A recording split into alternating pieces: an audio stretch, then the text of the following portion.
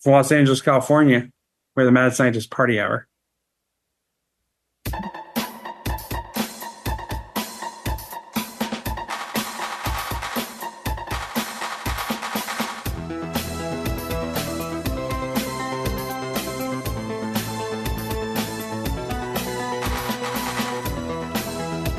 What is up, frienderinos? And welcome back to another episode of Mad Scientist Party Hour. My name is Kevin Kraft, once again joined by a man who has donated his pants and underwear to science and is currently trying to stick his boner into the opening of a beaker. That is Geoff Clark. What's up, y'all? And transmitting to us from ancient Egypt, the bearded booger-eating pharaoh known as Shuddy Boy. Yo, crap, crap. Happy Labor Day, guys. Happy Labor Day. You guys ready to do some labor? More like Labor Day, am I right? Well, you know what that means. It is the unofficial end of summer. And what? If the big box stores and Starbucks and Dunkin' Donuts are to be believed, it's the official start of spooky season, Kevin. How do you feel about being in your favorite time of year already? Well, it feels good to be in the throes of Halloween season, Shuddy Boy. And the throes of it. It seems like some of my neighbors are also super into it. You know, it's the 2nd of September as we're recording this, and I'm the type of person where normally I will have my decorations set up in August, and I like to start my festivities in August because, you know, I like horror shit. So just getting like a month of it doesn't cut it. Getting 2 months of it doesn't cut it. I need a very nice long stretch.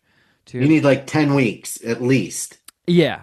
So I've already been getting some horror movies in, and one of the neighbors has one of those gigantic, like 12-foot skeleton statues. So like I always just see them when I'm driving by, but now that like, you know, when I take Lucy on walks, I'll just like bask in that thing's glory. I love those fucking gigantic skeletons.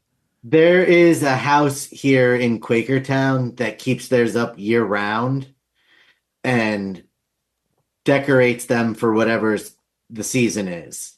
So that's like, awesome. They'll be dressed like Cupid for Valentine's Day or dressed like Santa for Christmas.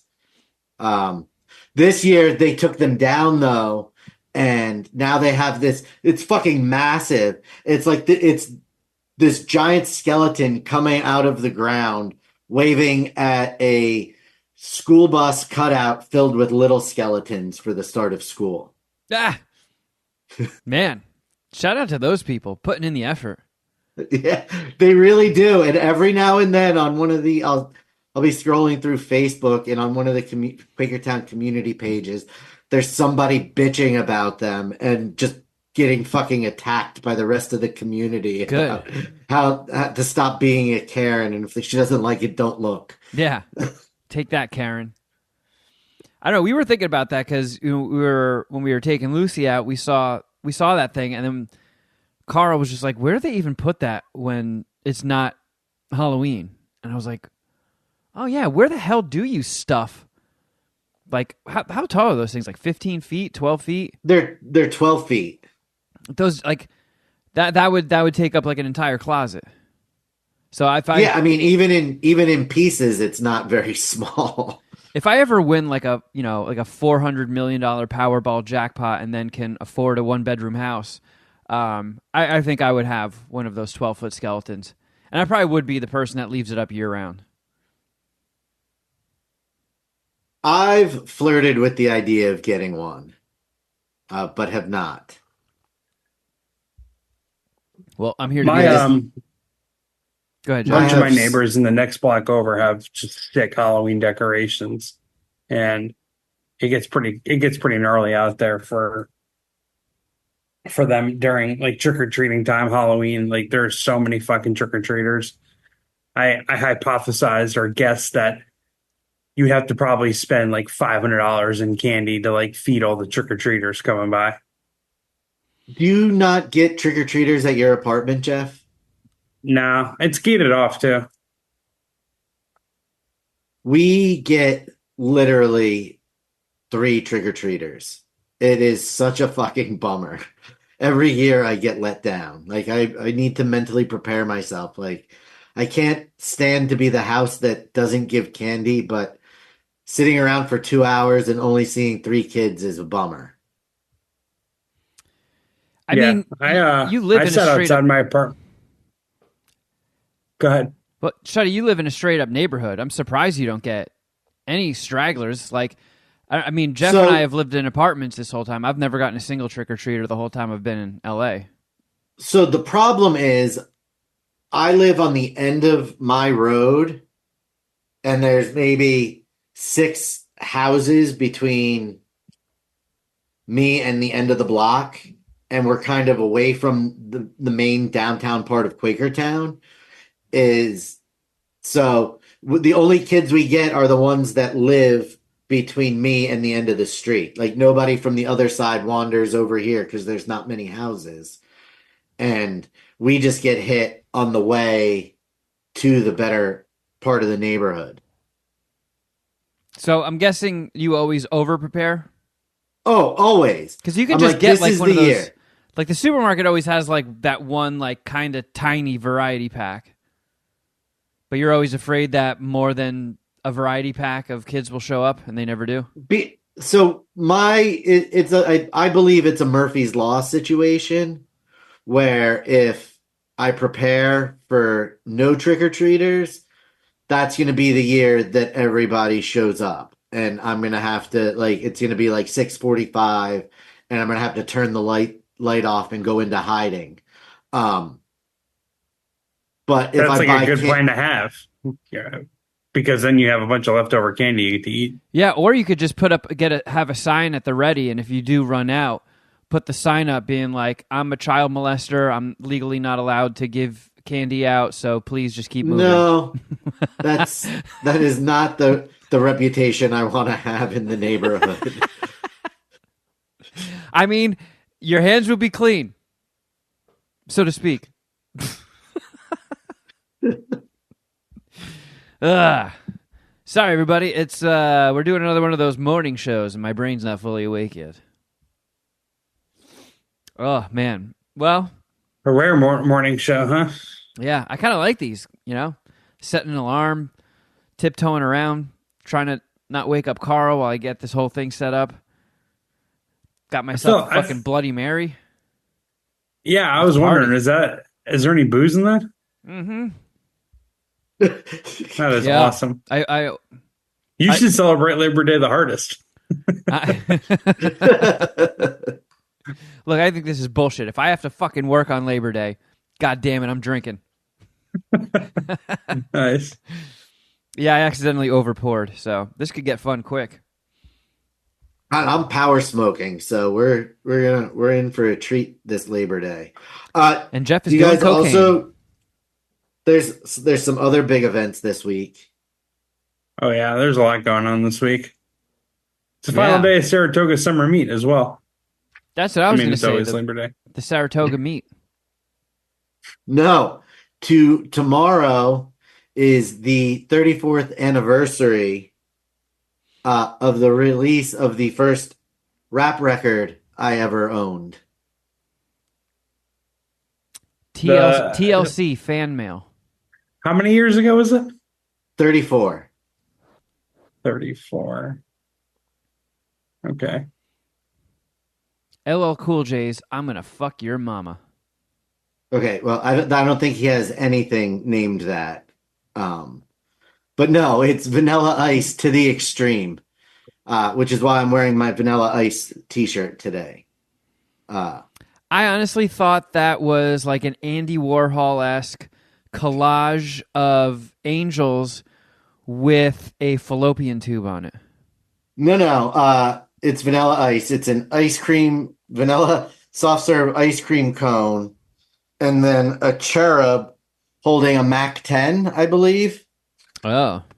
Because, Vanilla Ice is so hard. Yeah. Synonymous with gun toting. And nothing's more intimidating than a soft serve vanilla ice cream.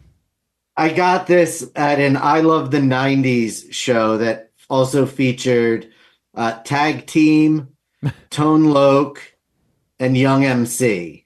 I have a question for you. Uh-huh. What did Tag Team do after they played Whoop There It Is? That was all they did. Of course it is. I mean, they got the fucking song like in the Addams Family movie with Raul Julia and Angelica Houston. They got MC Hammer to do like an Addams Family song for the movie. Then when the sequel came out, they got Tag Team to do it, and it was literally just Whoop, the Addams Family, there it is. That's all. They just say that over and over again. It's like, wow, those Addams Family movies are fucking bangers. The first Addams Family movie is one of my all-time favorite movies. But like they had the worst selections in like, let's get this hot new artist to do art. Like you literally just found like the people that were destined to become the biggest wash-ups in the history of music. MC Hammer and Tag Team. At this show, Vanilla Ice made sure to mention to everyone that we had him to thank for Eminem, because without him laying the groundwork, there would be no white rappers today. Wow, how bold of him. Considering He's a trailblazer. Yeah, well, considering the Beastie Boys blazed the trail for him. Yeah. I would give that credit. I would say Snow paved the way more for Eminem. Remember that guy? No. Informer. A flippity floppity flippity floppity bear, shaky boom boom bow. Oh, wow. Okay, no, I know that song. The ultimate white rapper, Snow.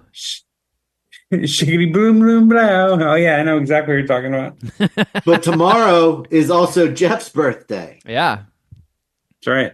He Turned shares 38. he shares a date of birth with To the Extreme. How do you feel about that, Jeff?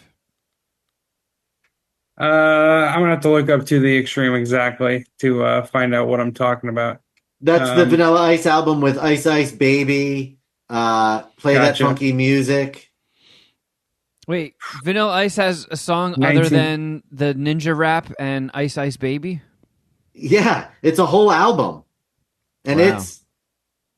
I Not bad. listened to it. I listened to it yesterday. It's It part of the leads Wax off of the with Week Ice this Ice week. Baby. It leads off with Ice Ice Baby. There are so many vulgar songs on it that it's been a long time since I've listened to it straight through, but every time I do as an adult, I'm like, oh my God. I can't believe is he still that there was an 8-year-old me running around dressed in all kinds of neon 80s clothing with pins all over my fucking hat, my fanny pack with my Walkman in it, walking around Sick. like Hershey Park with my parents listening to Vanilla Ice. Like, it's fucking ridiculous. Is he still like super white with it all too, even though it's like vulgar? Is he like, yo, I'm gonna make love to your fanny? Word. Hold on. I didn't know Vanilla Ice got filthy. Rob There's a Van Winkle. line Yeah. in one of the songs that's like Whips and Chains is a game I don't play. It doesn't go that hard. In reference to set. Hold on. So he likes his sex Vanilla Ice as well. Yeah. Son of bondage guy. He's Yo, got a whole song about missionary his or I'm friend out. being pussy whipped. All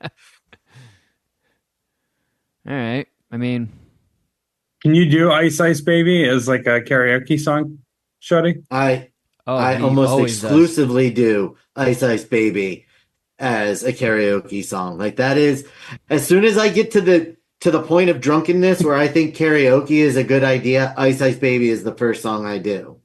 My Instagram profile picture is me singing Ice Ice Baby karaoke at Dom's birthday party last year.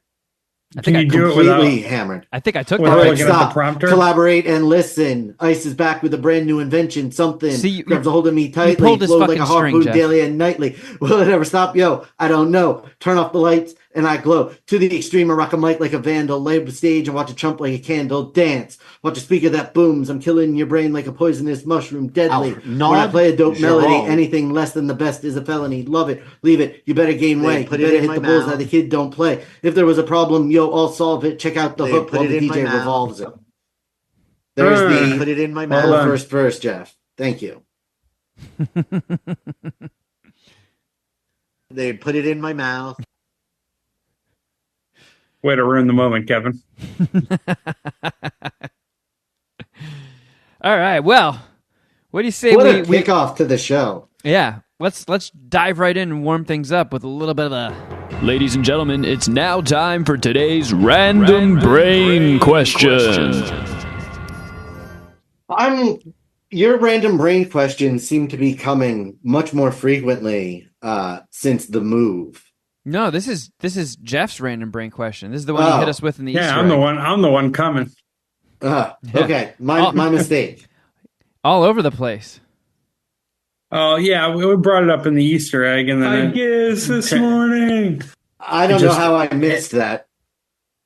I mean, I asked specifically, what's your favorite mushrooms movie? Mine Oh, is Contact with Jodie Foster, Matthew McConaughey, and Tom Skerritt, Jake Busey as well. I think you mean I understand. Chody Foster. I understand why I missed that. When you guys started talking about shrooms, I checked out since I don't have experience with shrooms enough to have a mushroom movie. Well, what movie would you put on if you were trying to go on a mushroom trip? So the closest thing I can compare it to is I watched the only time I've ever watched movies on hard drugs, it was The Sword and the Stone and Nightmare on Elm Street on ecstasy. Allegedly. Do you think the ecstasy enhanced your movie watching experience? It definitely, yeah, it did. It did. But Ecstasy enhances most experiences, I guess. but it made things hard to follow. Oh yeah, If I remember correctly. for sure. I mean, I Like, remember attention span was real short, so it was hard to stay in either of them. when I was younger and could handle harder drugs better. When I was also spending a lot of time in Philly, I always used to bring my laptop with me, which was a big chunky motherfucker, old school one, and I always would stuff a whole bunch of DVDs in my book bag. So like if I ended up at somebody's house or we were at a party, like we'd always throw a movie on while we were drinking or something. And I went to this person's house who I don't even know who they are, but through a series of weird events, I ended up at this guy's apartment in Philly, in a really bad part too. And I think it was for New Year's, and I did more drugs than I'd ever done in my life. And like acid, ketamine. I thought it was coke, but it turned out to be crystal meth. Like, you name it, we had it. Ecstasy. And like, I just sat on this couch with my buddy, and like, people kept funneling in. The guy who lived there, like, went into his bedroom with some girl and then never came out. And so all these people just kept coming in, and they're like, "Where's blah blah blah?" We're like, we're in he's in his room, but we're out here partying, so hang with us. And then they would bring like random shit. We would party with them. They would leave. New people would cycle in, and I put on while I was like tripping my balls off. I think the acid and the ketamine were doing a lot of the heavy lifting. I put Road Trip on my my laptop, and I just sat on the couch and watched it. And I literally felt my brain like phase up out of my skull, elongate, and then tie itself in a knot like a big balloon. And I don't think I really remember much of what was happening in Road Trip. But I feel like that's more my speed of like a mushroom movie. Like I need something I need something happy and upbeat where nothing really all that bad happens. Because anytime I'm tripping, whether it's like acid or mushrooms, it puts me in a very fragile place.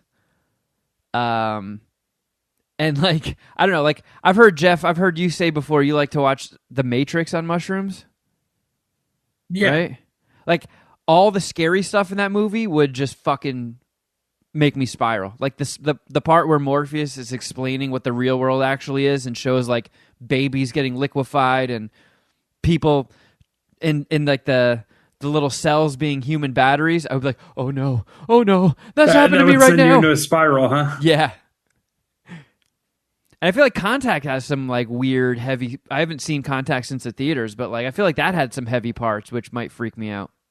Yeah, and for somebody with an aversion to space and aliens the way that Geoff does, why you would put yourself in a situation about contact with aliens while you're tripping seems... I'm more interested in space but my interest stops at exploration, at that idea. I have no interest in exploring it. I just like talking about it, and aliens are just fucking cool. But again, nothing I would ever want to like come in contact with.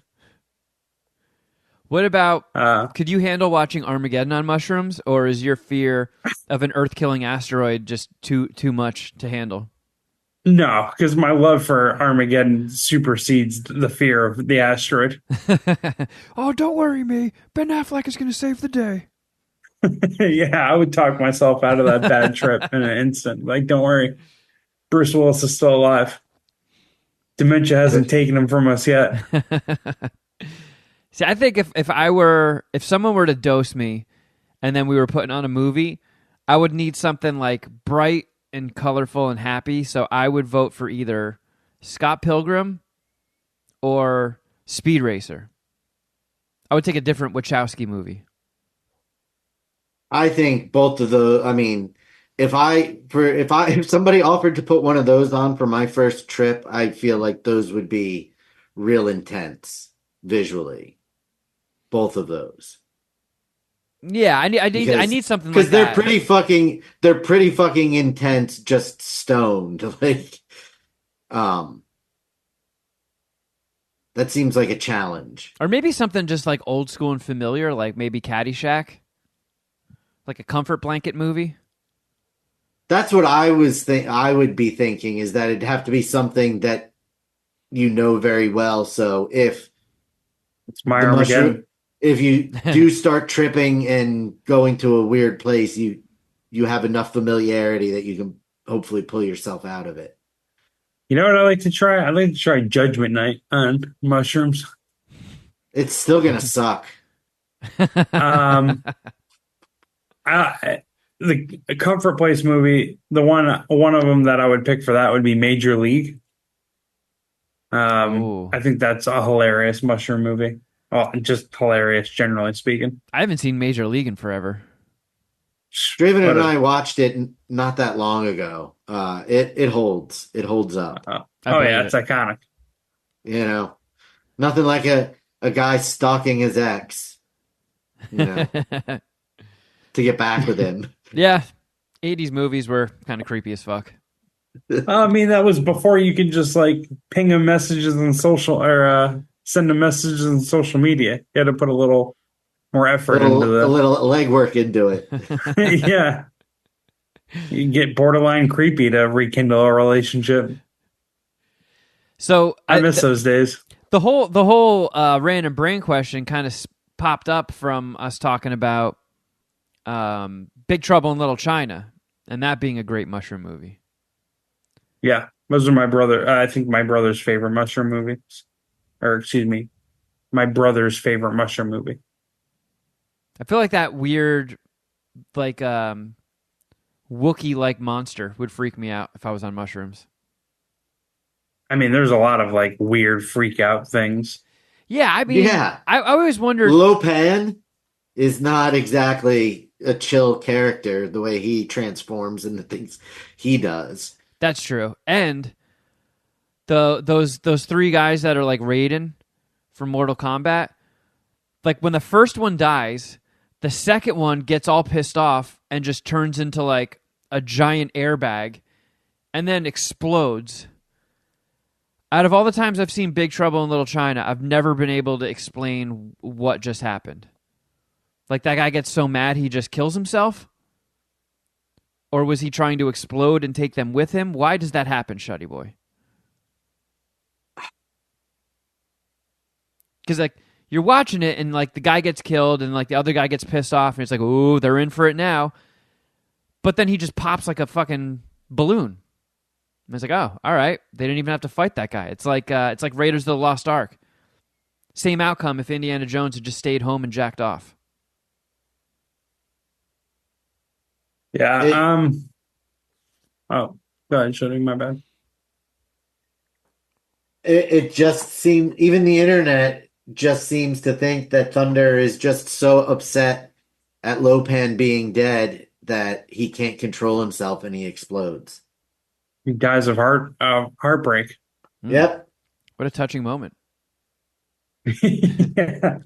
That He is is so filled with rage, he just literally explodes. Yeah. Well, I'd like to hear... He rage quit life. He did. I would like to hear from some of the Puminati, see what some of your guys' favorite mushrooms are.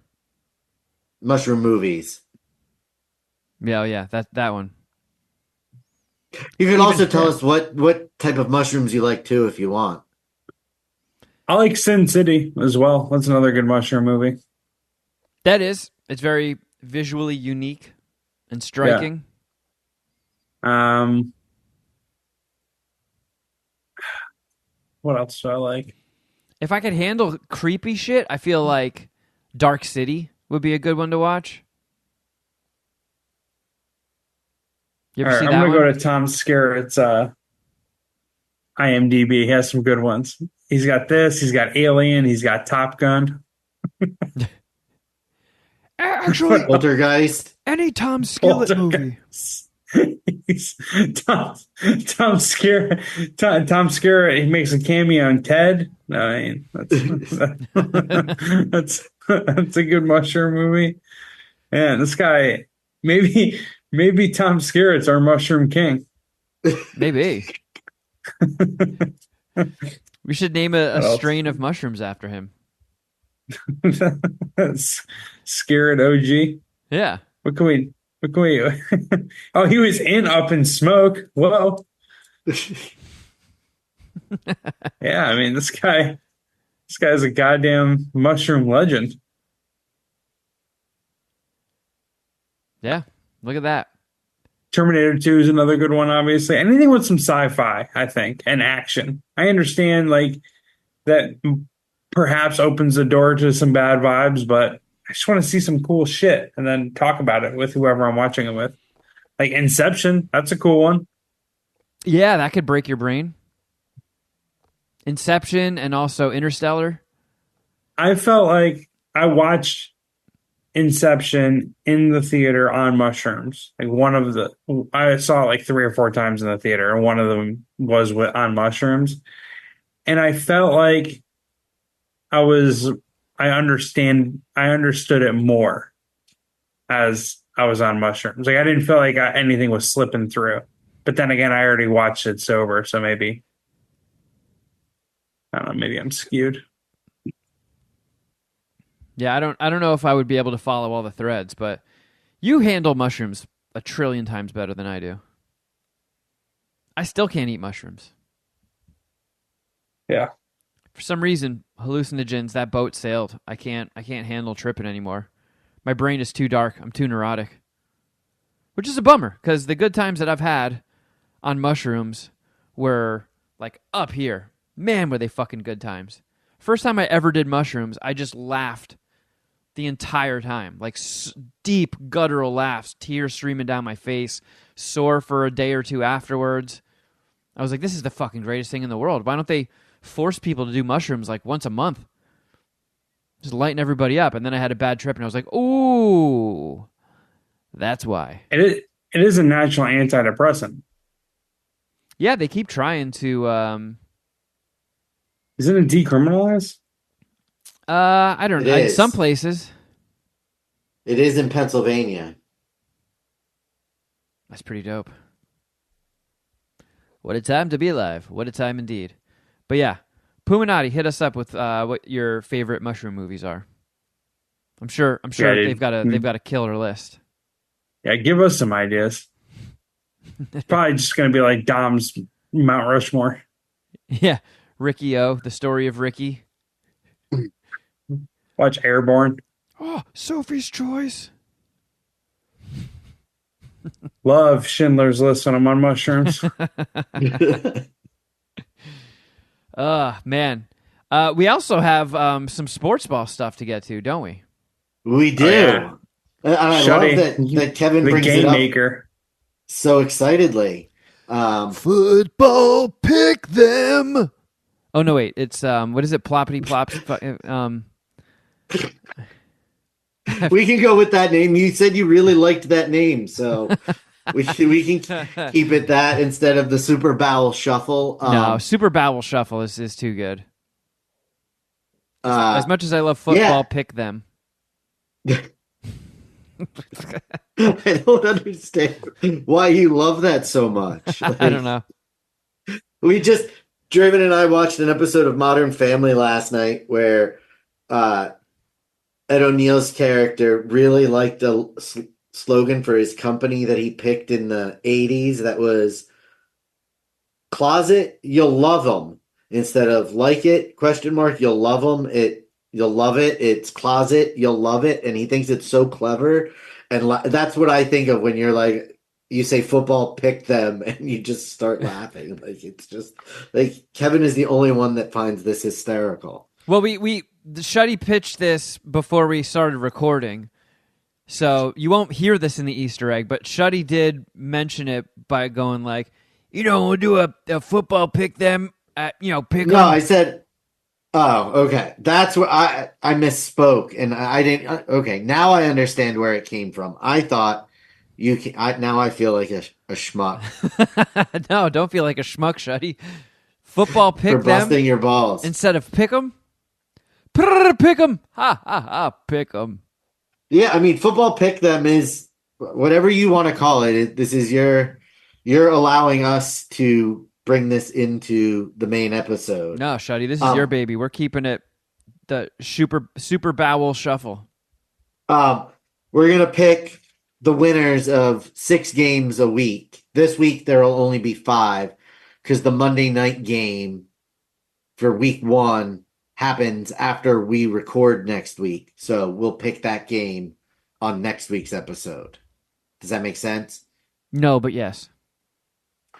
So our weeks are just gonna be, we'll run Monday through Sunday for this, where the NFL weeks run Thursday to Monday. You just fucking tell me what to do, Shuddy, and I'll do it. Yep. Just give him the games, and he'll give you the winners. I do have all the rules written down if anybody needs them. But basically, Kevin, we're gonna pick an Eagles game because I'm an Eagles fan. We're gonna pick the Giants game because that's Jeff's team. Yep. As I said before the Easter egg, you've hitched your wagon to the Cleveland Browns this year. Best football team name ever. We're going to pick their game every week, and then we're going to pick the 3 primetime games, Thursday, Sunday, and Monday. Sick. All right. So Thursday, the opening game this week is Baltimore versus Kansas City. Kevin, the floor is yours. Well, I'm a man who enjoys a good queef. So I'm going to pick the queefs. I think Trevor Kelce is still close.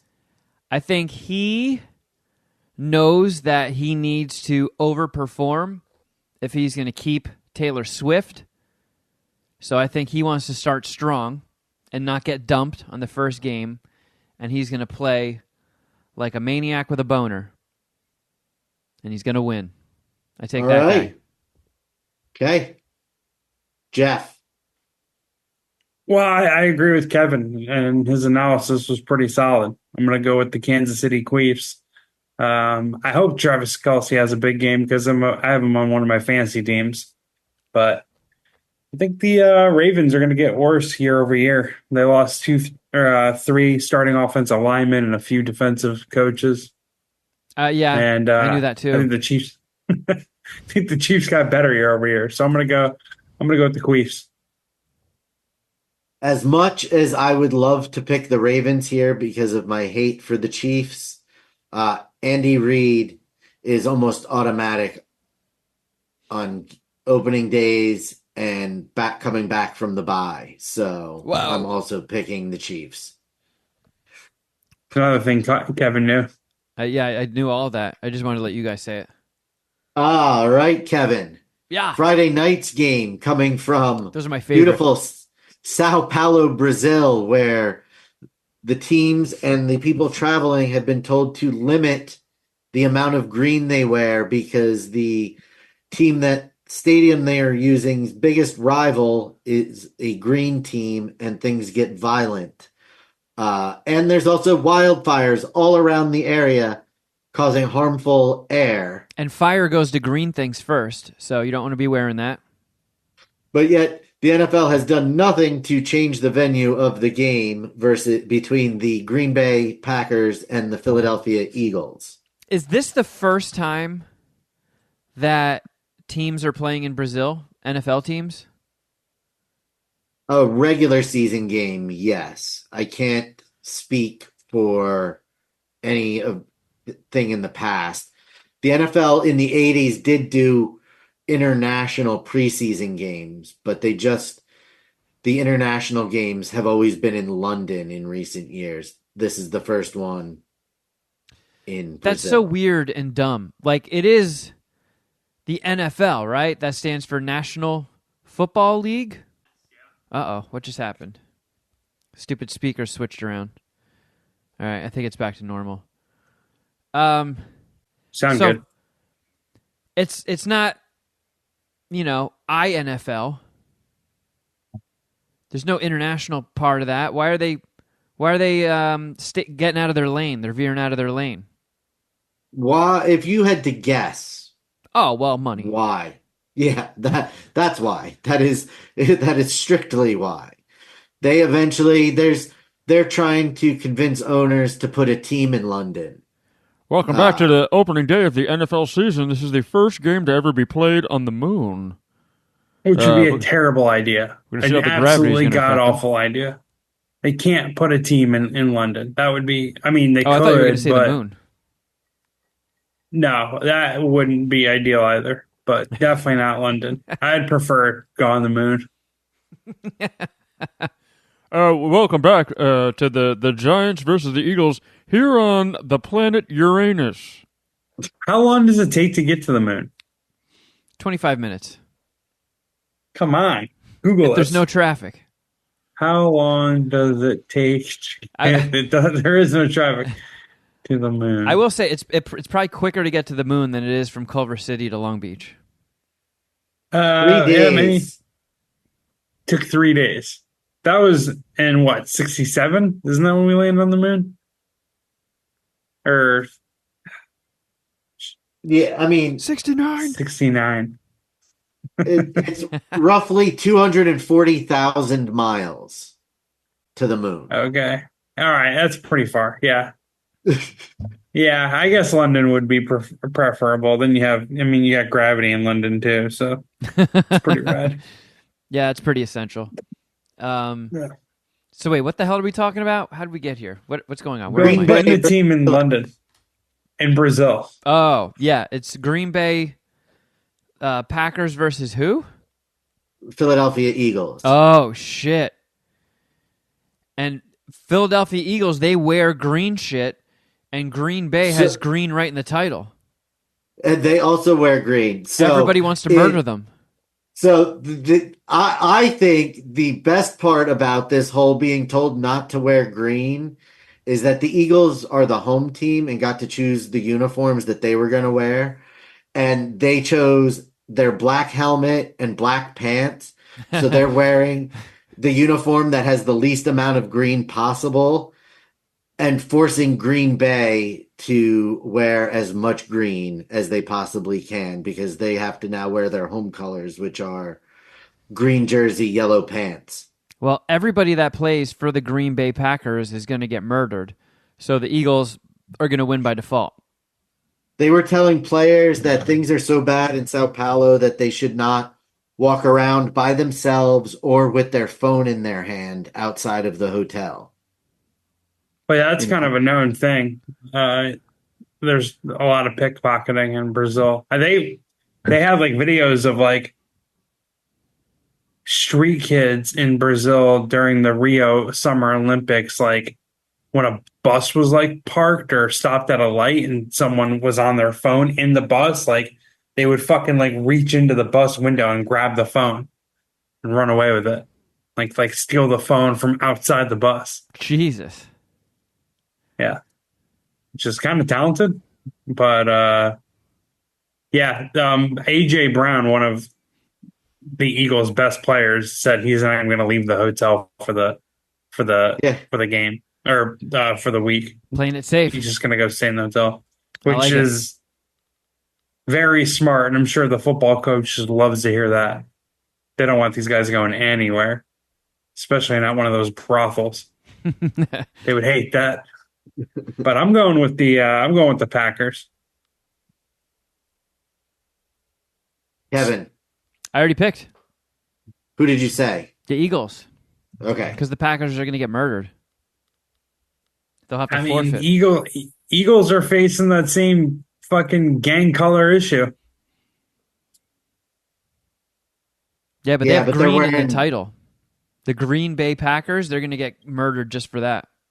Yeah, but supposedly the Packers are going to have more fans or are popular in Brazil because their team colors are the Brazilian flag. I did not know that. So But I'm already locked in. I understand. Yeah, I understand the rival team from that stadium also wears green, but they don't wear the Brazilian colors. So I'm something guessing to you're think picking of. the Eagles, Shuddy? I am picking the Eagles, yes. Next game, Minnesota Vikings versus the New York Giants. Oh, I'm taking the New York Giants. You know that. Doing my Michael Strahan shit, where he just always picks the Giants regardless of how terrible they are. A lot of people are saying. Go ahead. I'm picking the Giants also because Minnesota has Sam Darnold as their quarterback. Great Sounds like a analysis. made-up I'm name. with you there. That really does sound like a made-up name. Sam Darnold? Yeah. No, it's not. What's your name? Darnold Splarkskenegger. It's his last name though. Darnold's a fine last name. That reminds me of like when I was a kid and I got caught by the cops on mischief night with like toilet paper. Like, oh son, what's your name? Darnold. It's not a real name, son. Get in the car. You're coming with us. Darnold. Hey, Darnold. Oh, my dad named me Darnold. All right. Well, I'll zig because you guys are zagging, and I will say the other team. Vikings. Yeah, them. Okay. Dallas Cowboys versus the Cleveland Browns, Kevin. Oh, well, come on. You know, it's the Browns. The Browns are going to win. I'm also picking the Browns because I cannot pick the Dallas Cowboys ever. Geoff? Yeah, you got a unanimous agreement here. I'm going with the Cleveland Browns. They're actually my pick to win the Super Bowl. All right. Oh, mine too. Kevin's And then- too, right? Yeah. Then the Sunday night game is the Los Angeles Rams versus the Detroit Lions. Oh, I did forget to say the that stems from the Patreon, right? Last week's Patreon. The guys had me Where he pick. gave out his official Super Bowl predictions. Yeah. It is. Sorry. We had to put that behind a paywall, guys, because Kevin's picks are so money. Yeah, but I mean, cat's out of the bag now. Everybody else just got a weak jump on you. Do we give them the rest or the rest of what your pick was? Yeah, 'Cause why not? they're in this game. You picked the Browns to win the Super Bowl, but play the Detroit Lions, who open their season this week against the Los Angeles Rams. Oh, well, LA's not a sports town, baby. So, yeah, I got to go with the Pampers. Who's the other one? Detroit Lions. Yeah, the Lions. Yeah, I'm gonna go with the Rams. Also my Super Bowl pick for the NFC's in this game. But I'm opposite of Kevin. I went with the Rams to lose to the Cleveland Browns. So big game for me and Kevin this weekend. Paul's favorite team's Detroit, for what it's worth. So You're on bitch ass Paul's side. it is possible for us to. There's at least one game for each of us where we picked different teams. So we should have a clear-cut winner at the end of the week. Nice. Nice. And then we're gonna save Monday Night Football for next Monday. Yeah, then Monday, next Monday. I mean, we can pick that game now, but it won't count towards the stats for this week since it will take place after we record next week. Understood. So we can pick it. It's the New York Jets versus the San Francisco 49ers. Hmm. The Jetropolitans, Kevin.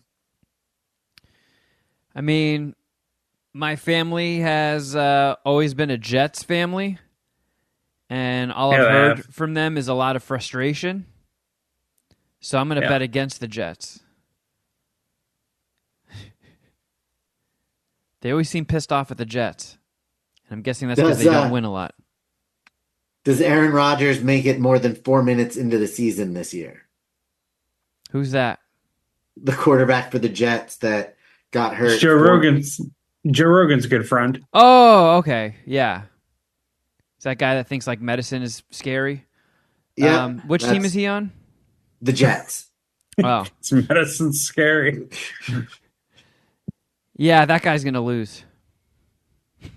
I'm gonna go with the Jets. I don't think Trent Williams, the star left tackle of the San Francisco 49ers, is gonna play.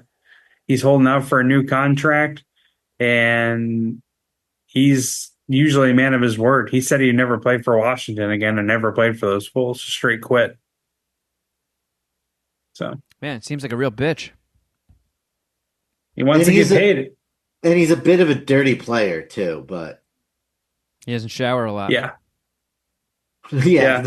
That's what we'll go with. I'm regretting it, but I'm taking the Niners. So you and me are both taking the Niners, Shuddy? Yep. Nice. I can gain some ground on you, F words. Me and Shuddy are going to have 49. Yep. And then we'll pick next week's picks next episode. That makes sense. Yeah. Well, I hate to spend so much time talking about sports ball, but guys, I over the weekend, I mentioned. Oh no! Oh, there we go. I mentioned how Carl is playing this old game from the '90s called Earthbound, and it's like a JRPG, insanely nerdy, a turn-based RPG, and she's so into it. So like, I know what it's like to be like, have my soul being consumed by a video game. And when you're sitting on the couch, you're like, man, I want to fucking play that game. But it's like, I know she's also mindful of like, well, I also don't want to make you just sit here and watch me play this game for hours, which I don't mind. So I constantly throw it out there. I'm like, hey, nothing's really going on right now. You want to play Earthbound? And sometimes she takes the bait, and sometimes, like 2 nights ago, she was like, no, I want to play something that you and I can play together. And I'm like, man, there's not that many, like, 2-player games. Like, most games are kind of just, like, 1 player. And I was thinking, and I'm like, wait a second. There is, like, on the Switch, remember, like, Wii Sports with the bowling and the tennis and all that shit? Mm-hmm. Well, they made a new version for the Switch, and instead of, those Wiimotes, those weird rectangular rods, you just use the little Joy-Cons that are on the side of the console. I was like, I can just download that off the Nintendo store. And she was like, yeah, fucking do that. And I got stoned out of my mind, downloaded Nintendo Sports. We moved a whole bunch of fucking boxes and shit out of the way because this place is nothing but a box graveyard right now. And we played 3 hours straight of sports. And like we were playing the volleyball and like we couldn't help it, but like when you go to do a spike, you have to throw your arms up in the air like you're going down a big drop in a roller coaster. But both of us just kept like jumping up in the air and like whipping and spiking. Like woke up the next day and was like, ooh, I'm a little fucking achy from all those sports. I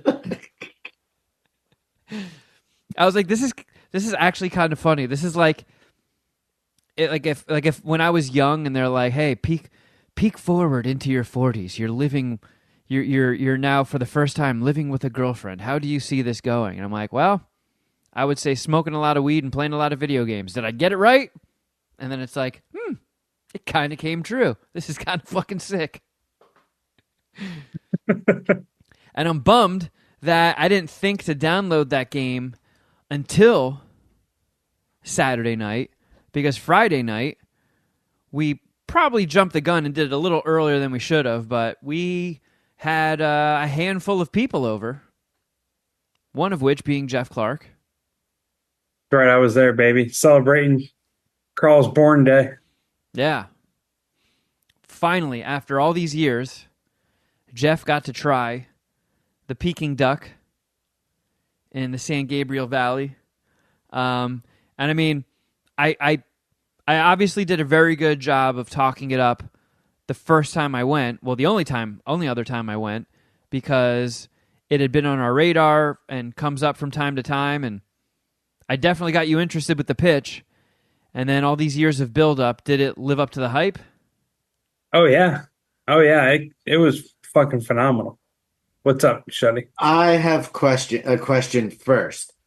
Was there tattoo tension palpable in the air?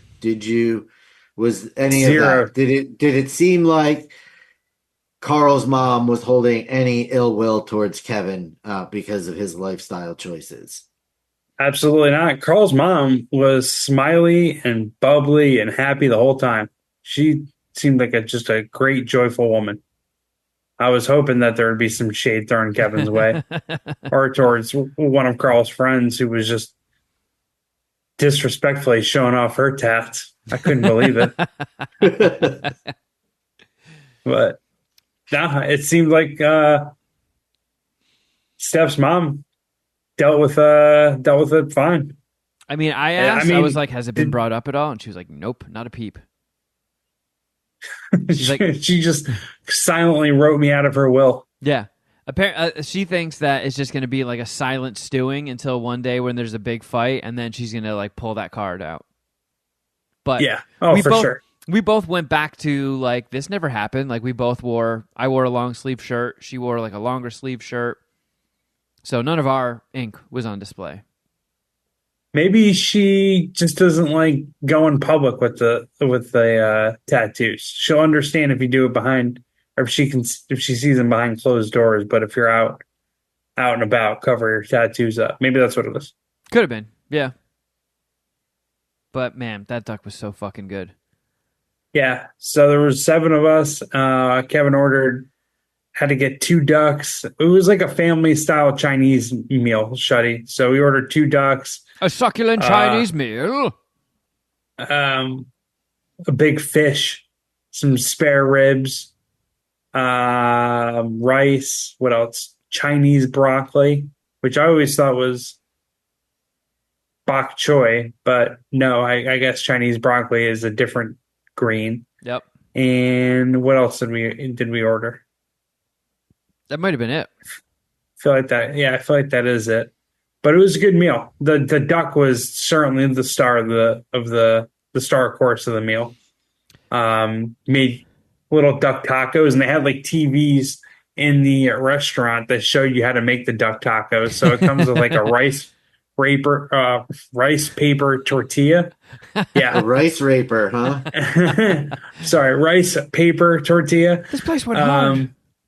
It's really aggressive duck tacos, and I think hoisin sauce, green onion, and like what was the other green thing they had there? Cucumber. Cucumber? Yeah. It was, yeah, cucumber. So you made these tacos with, you spread the hoisin sauce around the rice paper.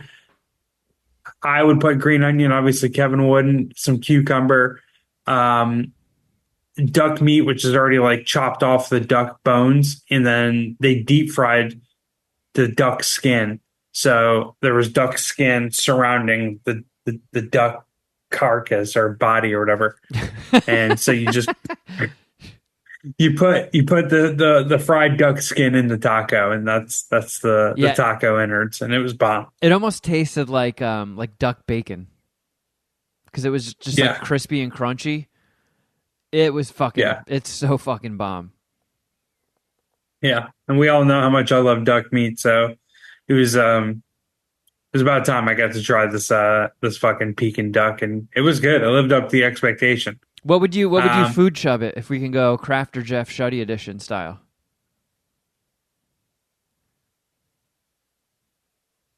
Just the duck? Yeah. Or the meal itself? Just the duck. I'd go with a 9.1. Nice. It was juicy duck. And the crispness of the fried duck skin just paired well with the whole duck taco experience. Like it was great. Tell you what I wasn't pumped on. That was the cake, the birthday cake.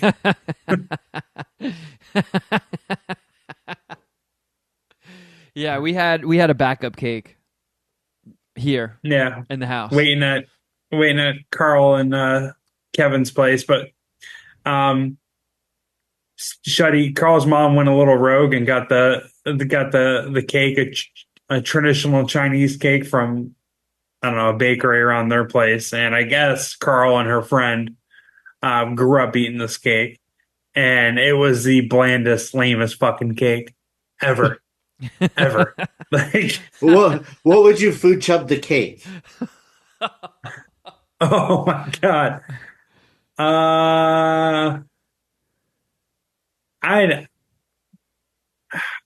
So I'm grading it on a curve, but I would go like 0.7. Like it was epically bad. There was like very, very little frosting. There was like a coat of frosting almost to like glue the two layers together, not even for like flavor. It might have been like a flavorless frosting. It might have been essentially like Elmer's glue. Oh, what flavor is this frosting I'm detecting? Plain. Oh, okay. What flavor frosting is your frosting? Frosting. Yeah, it was literally just like 2 layers of like a sponge cake with just like literally just the barely most visible layer of, I mean, it doesn't even, layer is giving it too much credit. Yeah, and some people didn't get a layer of frosting in their cake cut. Like that's how little frosting there is. Kevin, did you and Carl know this cake was coming in advance? No, because I have never experienced this before. Like through all of the Carl birthdays I've been present for, I've never been there but like Carl and her friend both knew, because they were like, there's 2 different Chinese birthday cakes. There's like the boring one, and then there's like the boring one with a little bit of fruit. And Carl was like, I know what we're getting. We're getting the fucking boring one. And the second that lid opened, they both started laughing. They're like, yep, it's the boring one. And like literally all there is in between the 2 layers of like flavorless sponge was, again, that super, super thin layer of frosting, and then just like phyllo pieces. So literally just like if you just pulled a couple of the flaky bits off of a croissant and put them in the center. It was so bad. And the restaurant gave us plastic spoons to eat it with. So I'm trying to like get a scoop, and it's basically like one of those like Nerf footballs. Like that was kind of like the consistency of it. So while I'm trying to cut it, like the spoon bent and it shot all of the phyllo inside all over my pants. Like it just blew the 2 layers of sponge apart and shot the phyllo all over me. Yeah, the same thing happened to me like 5 minutes earlier, but like either no one was looking and I played it off a little bit, so no one noticed, and I was just like brushing the shit off of my lap onto the floor. But Kevin's Chinese cake explosion was a little more theatrical and pronounced. Yeah, it was like he dealt with like some blowback. He's like, oh. Yeah, when it blew, it was like confetti. It was like it was New Year's in that restaurant. You heard an explosion. But you guys had another cake at the apartment, right? Yeah, and Carl was so pumped that there was a backup cake because she hates the cake that her mom got her. Hates it. And she does. So it wasn't like a fond childhood memery. It was like oh fucking no. Yeah. But I didn't pick up on that. Until we left the restaurant and Carl got away from her mom, and she was like, "I can't believe she picked that fucking cake. I hate that cake." I was like, "Oh, I thought." Based on everyone's reaction at the table, I guess it makes sense. No one's gonna like shit on her mom or like be a dick to her mom for, doing a nice thing. Hey, I mean, someone brought some cake. Fuck it. But honestly, it was almost like stereotypical Chinese. It just was so bland, and like it was not even supposed to be like an enjoyable sweet. Well, yeah, because I think like in Chinese culture, they're not huge on like super, super, super sweet stuff like in America. So most of their desserts, I mean, they're no one does sweets like us. They're way healthier than American sweets, but like obviously way less tasty and exciting. So yeah, she was bummed about that. But the cake, the backup cake we had back here was, and I just learned this term recently in this week's MasterChef. It was like a chantilly cake, like full of berries. Yeah, and I forgot that we learned that in MasterChef. Picked it up at Whole Foods, and that cake was fucking bomb. That was really good. Yeah, chantilly has nothing to do with the berries, buddy. No, I said it just had berries in it. Oh, it's the whipped cream. Yeah, it's like coated around it. Yeah, it was good. Yeah. And then it's a Whole Foods cake. Whole Foods, they do it the best. No, well, not the best, but they do it well. So the rest of the birthday festivities included ingesting large quantities of marijuana and then attempting to play Clue. How did her mom do? She whooped all of our asses and then did a gravity bong hit just to spike the football. She did a strikeout. And then a keg stand. It like everybody had not played Clue since they were like kids, and the last time I played Clue was probably the last time we did an MSPH game night, as to which I was also stoned out of my mind, and Josh Richmond just fucking obliterated. Like on the third turn, Josh was like, "I have an accusation." And I was like, "Wait, what?" And then he threw it out there, opened up the envelope, and then was like, "Fra," laid it out, and I was like, "Okay, well, let's play something else now." Because I was so stoned, I was like, "I don't know what's going on here. I don't know how to play this fucking game." And the same thing, we kind of like went over the rules and took a shot at it, and then realized at like 3 different points throughout the game that we were doing it wrong, but we were pot committed, so we stayed with it. And the system that we put in place kind of made sense. It did.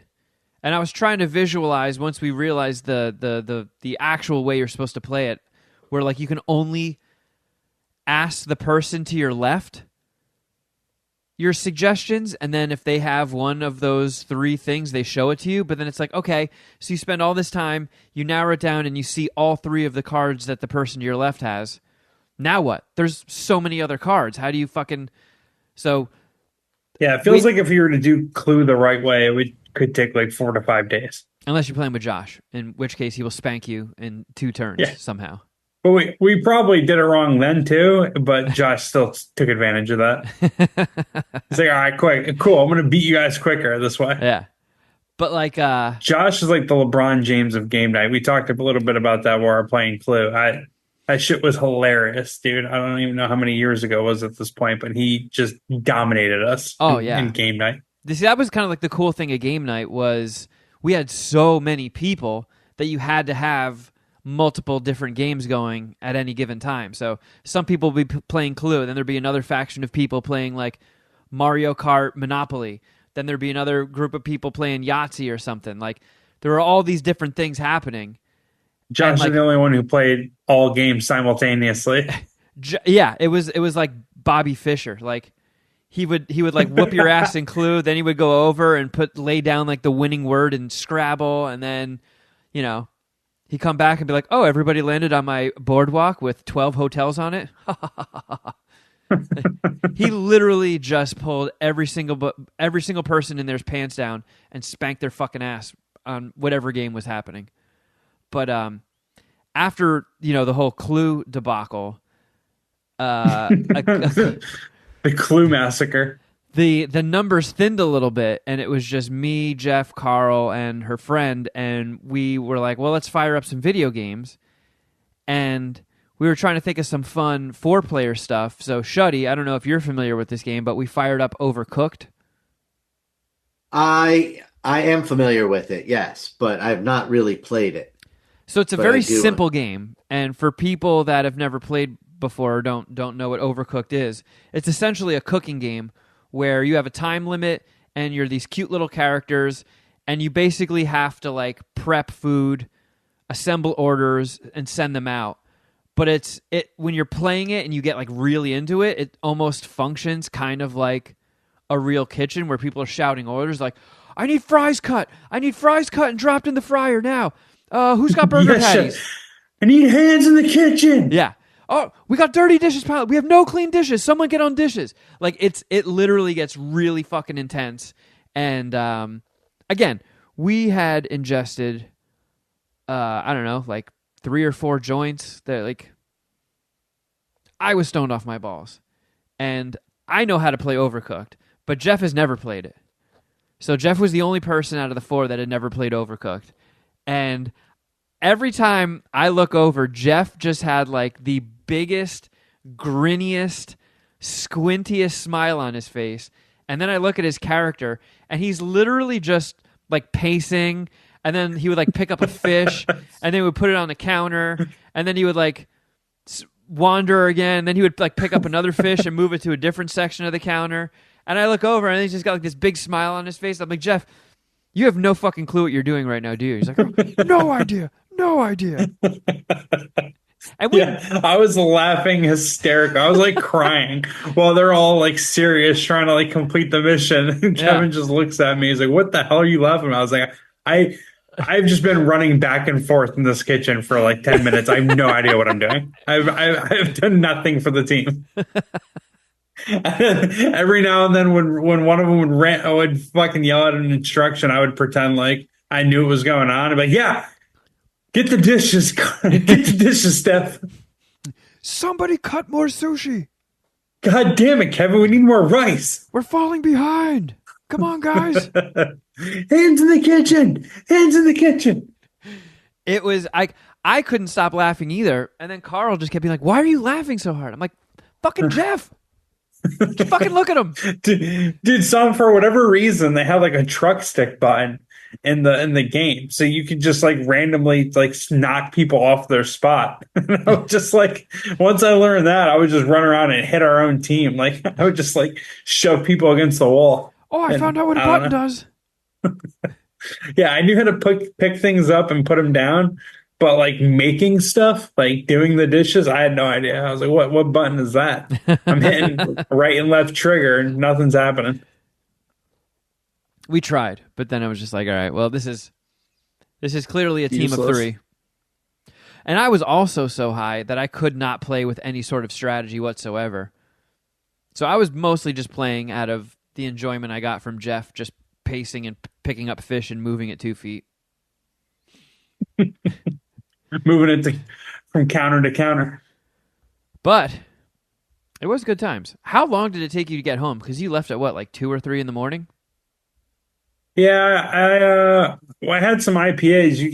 You bought some Pizza Port Swami, so I had a I few of did. those. So I wanted to sober up, even though I was mostly good to drive. But between weed and beer, I sobered up. And I think I left at like, yeah, 2:30.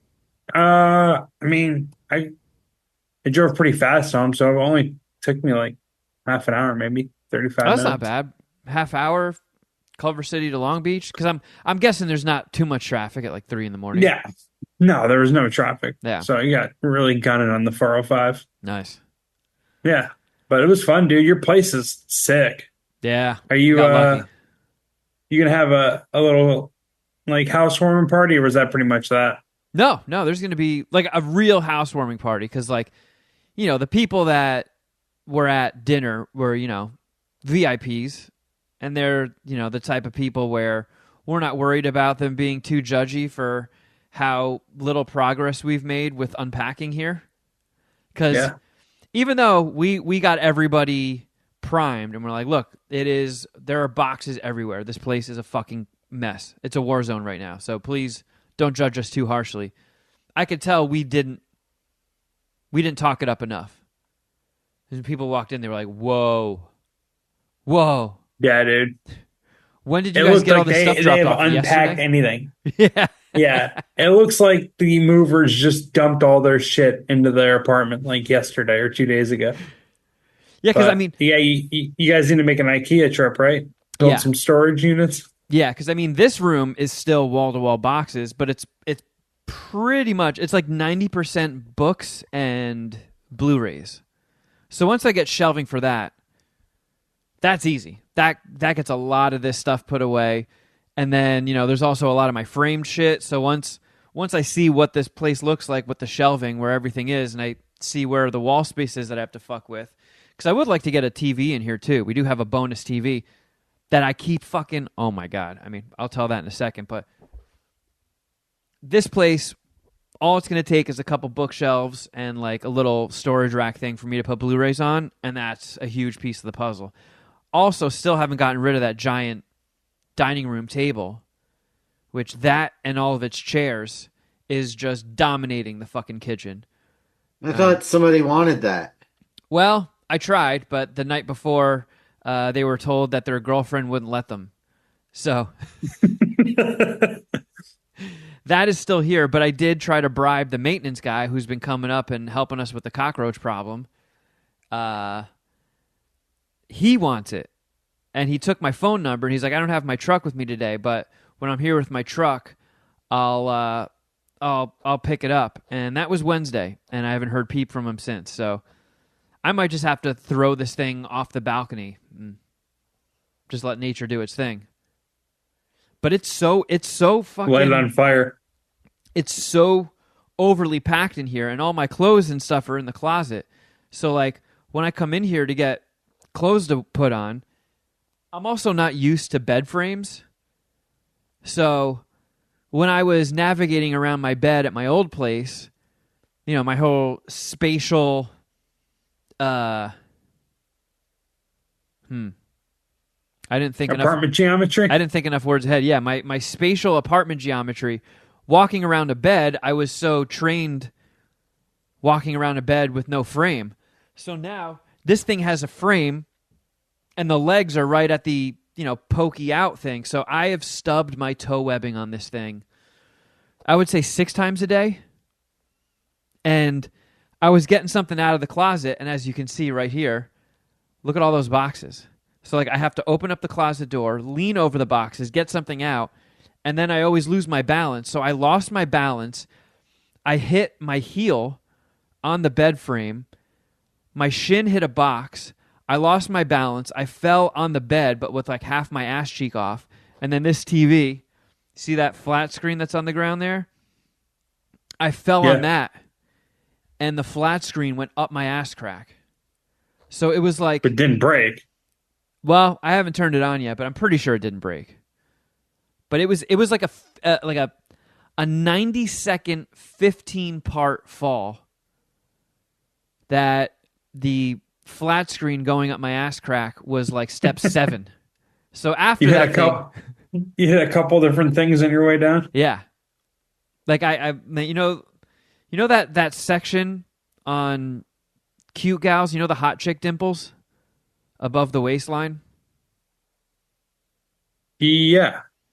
A section on what? What are you talking about? Like, you know that part on a girl where they have like those hot chick yeah. dimples? The Yeah. back dimples. Yeah. My back dimples are still You have very- hot chick back dimples? No, where they would be. Okay, If Kevin was gotcha. if Kevin was a hot chick, where Yeah. that dimple would be on his back, that's what he hit on the flat. He hit. Yeah, that got hit. I think that was before the TV credit carded me. But like that is still sore to the touch.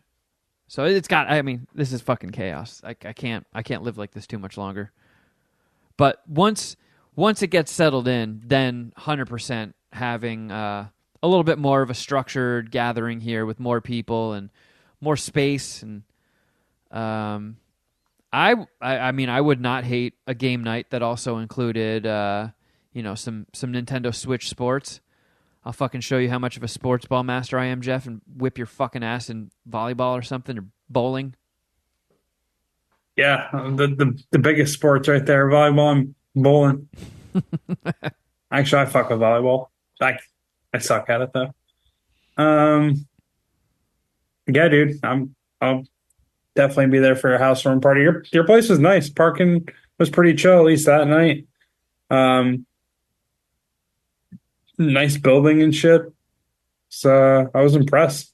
You Yeah, did a good move, dude. I'm surprised that this place is in our price range, Like to the point where Yeah. both of us are saving money every month on rent than we were when we were living separate, because the rent here split in half is hundreds of dollars less than I was paying to live solo in poop slime fucking alley. Damn. So I feel like you might be paying cheaper rent than me. I might be. My place is a little bit bigger, I think. Oh yeah, definitely. You got a 3-bedroom. Hmm. This Kinda. place is deceptively big just because of how tall the ceilings are. Yeah, think all that- right. I see what you mean. I think that's doing a lot of heavy lifting, but Yeah. Also, it's going to look a lot bigger once you clear out some of that clutter. oh my god, yeah. It's Just gotta borderline Keep psychotic. flipping shit on. You just got to keep flipping shit on eBay, dude. You'll get rid of it. That's true. I finally sold that fucking video game, that Nintendo game that I found. Auction ended last night. I can't Pow- believe. Power Blade 2. Yep. Power Blade How 2. much did it go for? $810 What? for one fucking NES game. I couldn't fucking believe it. I saw it out and about too. Was it you don't have the case for it? You just have the loose game and they Cartridge still bought only. it for that much? If you have the box, that game is $15,000. No shit. Yeah. So I literally, because like the first Power Blade was like my favorite video game on Nintendo. And when Dom and I were going to a lot of those retro gaming stores and I found the sequel, I was like, I didn't even know this thing existed. And I must have paid like $10 for it back in the day. And when I was unloading all that stuff at the retro gaming store, when I had that huge Tupperware just full of all my old games from when I was a kid, and I was just putting them up on the counter, Power Blade 2 caught my eye, and I'm like, oh yeah, I forgot that game even exists. I wonder if that's worth anything. And I looked it up on eBay, because on eBay, you can just look something up and then go into the advanced settings and filter by sold. And then it'll just show you all of the recent sold listings so you can see how much things are actually going for. And like, I think a poo nugget flew out of my butt when I saw that. And I immediately just like pulled it off the table. And I was like, nope, you're coming with me. I even asked the guy too. I'm like, I just looked this thing up and this is a fucking high ticket item. I just wanted to see what you guys would be thinking about it. And he looked it up and he was like, whoa. And then I think he offered me like $250 cash for it. And I was like, nah. I'm like, even after eBay gets their fucking grubby fingers in and takes their cut, and then I got to pay off Uncle Sam, I'm still pocketing more than that. Which is nice because selling all this crap is definitely helping to soften the blow, the old financial woes. Yeah, hey, buddy. Shout out to everybody who signed up for our Patreon, though. Shout out Dude. to you mofos. And to We anybody got a who's been... whole half season of Crafter Geoff left to serve those Patreon subscribers. Yeah. By the way, just to self-deal a little bit here for everybody who is currently enjoying our Patreon, like Geoff said, we are in the throes of MasterChef season. And since they took so much time off with the Olympics, we've been blessed with these double episodes every week. And I just want to check real quick, because I know this Wednesday is another double episode. And just a quick reminder, we're recording on Friday this week. But have they listed... Whoa. Okay. So, not this Wednesday. This Wednesday is a double episode. The following Wednesday, another double episode. And then the week after that my God. is the finale. Oh, wow. Yeah. There are 5 episodes left. And since they're So doing there's double episodes, three weeks. Yeah, I said that it needed to be over because the 26th, Hell's Kitchen starts. So wait. So there's 3 double disc episodes, right? Well, So 6 episodes together, 3 weeks of double discs. well, the Because episode... the finale usually takes 2 episodes, right? Or 2 hours. Well, Wednesday is episode 14 and 15. The following Wednesday is 16 and 17. And then the Wednesday after that is just episode 18, season finale. So it could be a 2-hour episode. No shit. Look at that. Spoiled motherfuckers. I thought we were going to have... I don't know. Like, I thought there would be more to the season. But, I mean, I guess it's the same amount of episodes. Just they shortened it because of the Olympics and Well, what having obviously to get other Gordon shit out there. and they didn't have anything for that 9 p.m. to 10 o'clock time frame. Yeah. Well, They didn't have anything else to put in that block because last year after MasterChef, it was that, wasn't it that Gordon Ramsay Food Stars?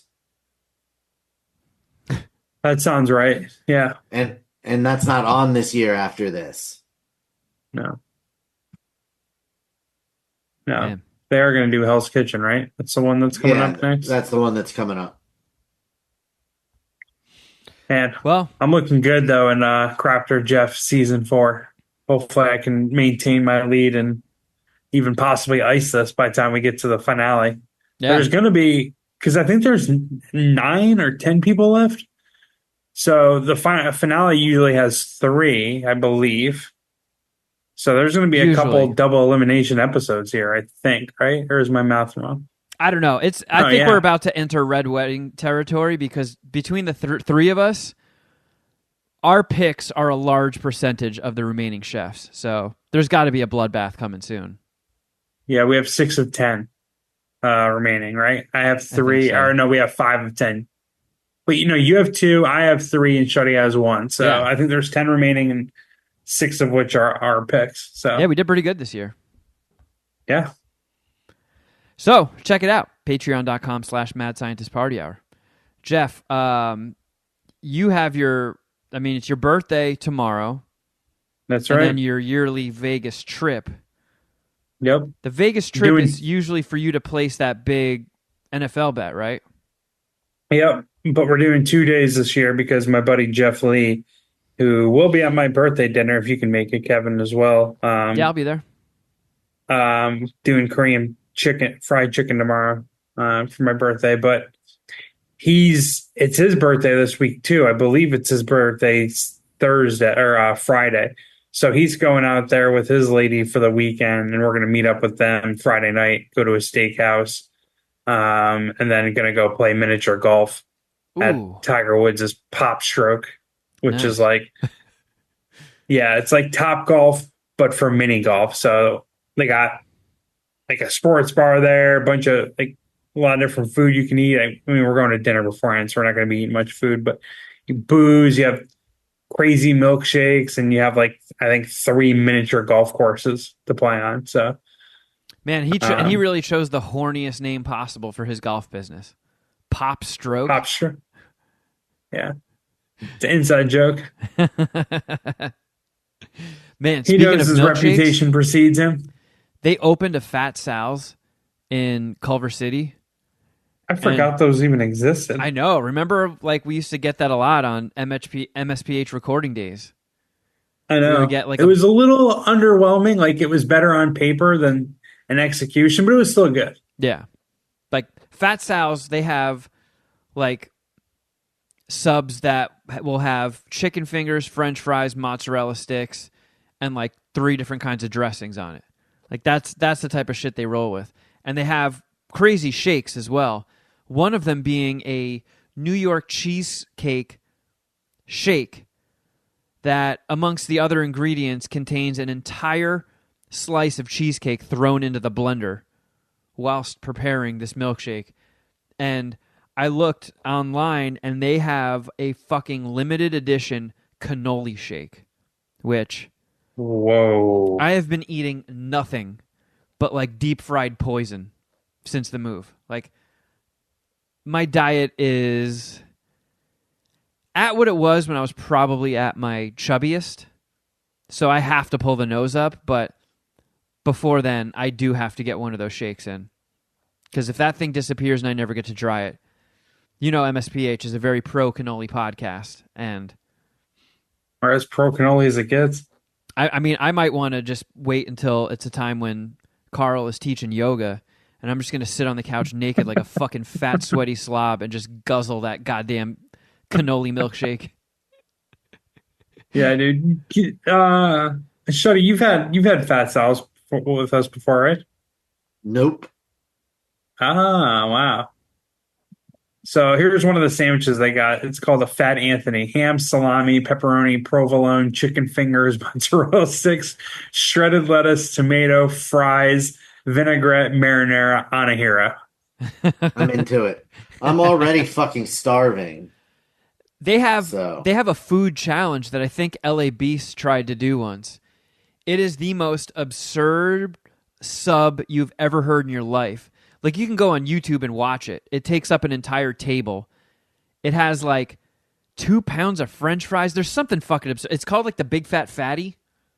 He had no chance, though, huh? I don't think. Or he didn't do it, did it? No, I think only one person has ever done it, because I think it's $100 for the sandwich. And You get it for free if you can eat it, though? yeah, but you have a time limit. Okay. This must be old because it says it's $50, but the entire sub itself, it's 9 pounds of food. 9 pounds. And I think you have a couple hours, but if you eat it within the time limit, it has 5 cheeseburgers in it. That's just one element. It's a 21-inch slathered with garlic butter roll, 5 cheeseburgers, a whole package of bacon, 5 fried eggs, 1.5 pounds of cheesesteak with 6 ounces of cheddar, and then they add another 1.5 pounds of pastrami, 6 ounces of mozzarella, and then they top it with 10 chicken fingers, a whole order of mozzarella sticks, onion rings, and then they dump a bowl of chili on it, and then a few ladles of marinara sauce, and then a few more jalapeno poppers. And then come the fries with garlic aioli sauce. So if you can eat that 9 pounds, the meal is free, and they will add a new sandwich to the menu with your name on it. So, like, if, let's say, I somehow completed this challenge, there would be a new sub on the menu called the Fat Kevin. But you would push for it to be called the Kevin Kraft Club with How a K. fucking dare you? The Fat KKK. Or they could The do Fat Kevin Kraft Club. Or they could do the Fat Shuddy, and it's just, you know, a 27-inch roll and 5 pounds of used condoms. Mine would have some sort of Reuben elements involved. Yeah, some guy named Ruben is going to jack off all over it. I wonder what I would do with them. I mean, all the current fat sandwiches are they're pretty well designed. I'm trying to think of how I would differentiate or what I would do different. Yeah, they kind of call dibs on everything. It's kind of hard to make. It's a good thing that this challenge is fucking impossible because I don't see any more combinations of how they could add new additions. They have a fat banh mi. Yeah, that seems The real banh tough. mi is the best sandwich on Mendocino Farms menu. So, well, yeah. next I time love you're a here, good banh mi. you got to try the chicken parm dip at Mendo's. Fucking bomb. I might actually have some banh mi tomorrow for my birthday. Aren't we getting Korean fried chicken? Well, I mean for lunch. Oh, gotcha. He's got a whole day's worth of meals, Kevin. He can have True. Yeah. All right. My birthday, bro. Look, it's your birthday. You can have a banh mi for breakfast if you want. That's gonna have a no breakfast, early dinner or early lunch. So, do you have anything on the Vegas docket other than your big bet? Not really. Well, I mean, I told you we're going out to dinner at the steakhouse that Jeff Lee's girlfriend got a reservations to, and then we're gonna go play some miniature golf. And then Gonna I go don't see know, Carrot however Top. if we have more, yeah, if we have more energy, we'll do some sort of drinking, some sort of gambling. But Thursday is more up in the air. Like we're definitely gonna watch the football game, go to place the bet, but not sure what we're gonna do for dinner. I'm not sure what we're gonna do after the game. So kind of figure that out this week. So looking for restaurants. It's crazy how many restaurants are closed at like 10 o'clock in Vegas. Yeah, that is weird. For a town where, you can gamble 24 hours a day and people like to do a lot of drugs that keep you up at night. For sure. Those are a lot of fun in Vegas. But I guess those drugs also make you want to eat less. That's true. No, that's a good point. Hopefully the resort, we're staying at Resorts World, which I think is on the end of the strip. Not sure. Could be wrong. Whatever. But hopefully they got a cigar shop. I get a nice stogie for my birthday. Or while I'm in Vegas, not so much for my birthday. So gross. Dude, I like smoking stogies. It's not even acquired taste anymore. I've acquired that taste. Well, I believe you, Jeff. I'm going to go refill my coffee. Well, I mean, we have been cooking for a minute, so we should probably head over to Patreon land. But, yes. Getting a Labor Day episode out there. Yeah. Thank you guys so much for listening. And if that did not get your fix, if that was not enough MSPH for you, please head on over to patreon.com/Mad Scientist Party Hour. You can sign up. $5 tier has every bonus episode we do every week and every season of Crafter Geoff Shuddy edition we've ever done. And then the $10 tier has it all. It has all of our individual shows. It has the video version of the Patreon podcast we do every week. I mean, Between Two Flushes, What the Fuck Did I Just Watch with Shuddy and Dom? Hundreds of episodes of Kevin's Nerd Hole. You can watch me play retro and current video games and flip out and tell stories and get weird. Supermarket Queefs. There's some weird shit out there, but somehow it all works. It's like if MSPH had their own Netflix. Jeff was just on the most recent episode of What the Fuck Did I Just Watch, where we watched Airborne from 1993. We are starting spooky season with the next episode next week with Sorority House Massacre 3, Hard to Die. Have you seen the first two Sorority House Massacres? I've only seen Sorority House Massacre 2. And that one was really bad. Dom and I watched it when we were teenagers, and you could see shadows of ketchup bottles when blood was spurting onto the screen in the lighting. So I this is probably going to be a rough one. Let me see. Sorority House Massacre. The first one, 1986. Directed by Carol Frank. Ooh, it's actually on Prime. Good news for anybody who wants to check it out. Wow. So wait, Sorority... Wait a second. It says Sorority House Massacre 3 is just called Hard to Die? Yep.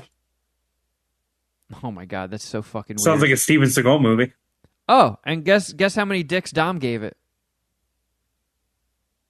4. I'm looking at it right now. 4 dicks. Ooh, from the director of Chopping Mall. Chopping Mall does kick ass. I love Chopping Mall. But yeah, check that out. That is some can't miss programming from the guys at What the Fuck Did I Just Watch? What else? YouTube. If you want to watch these episodes minus the Easter egg, youtube.com/Mad Scientist Party Hour. Don't forget to let us know what your favorite mushroom movies are. And you can also follow us on Instagram. I'm at Kevin Kraft. At Shuddy Boy. Geoff Records. And at MSPH Podcast. And at John Cooper Movie. And also, it's still going on, but probably on its last legs, Movie Night with Kevin, patreon.com/Movie Night with Kevin. $2.50 to sign up and just binge the catalog before it's gone forever. And don't forget to check out Outkick Bets with Jeff Clark. The NFL season is firing up, and that means Outkick Bets with Jeff Clark is going to be firing on all fucking cylinders. Yeah, week 1. Breakdown coming in this week. Well, I'm probably just going to give my best bets and go over the best bets of my homie, David. But week 1, baby. I can't fucking wait. So excited. Here we go. Don't miss it, everybody. I practiced for this this football Sunday by doing nothing this Sunday. It was beautiful. Wow. I'm in mid-season form already, guys. Just That's dedication right there. yeah. All right, everybody. Thank you so much for listening. But until next time, something.